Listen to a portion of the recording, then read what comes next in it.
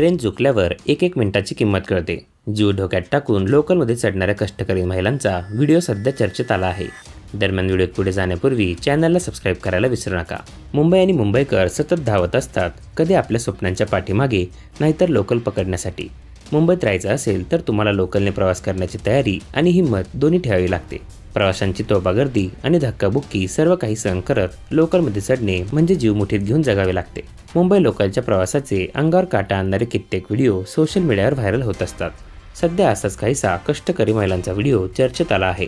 Viral व्हिडिओमध्ये काही कष्टकरी महिला डोक्यावर भारा घेऊन उभ्या आहेत।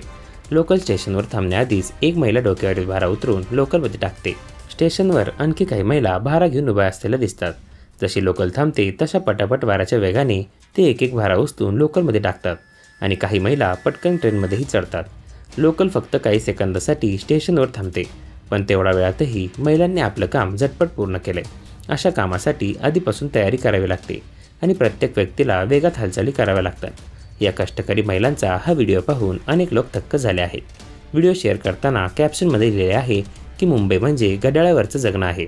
मुंबईतील प्रवास अगदी वेळेवर असावा लागतो। इथे एक ट्रेन पकडण्यासाठी भरभर धावावे लागते, कारण ट्रेन चुकल्यावर एक एक मिनिटाची किंमत समजते। व्हिडिओ शेअर केल्यानंतर अनेक मुंबईकरांनी प्रतिक्रिया व्यक्त केल्या आहेत। महिलांचे वर्किंग स्किल किती परफेक्ट आहे की फक्त 30 ते 35 सेकंदात एवढे ओझे लोकलमध्ये ठेवले।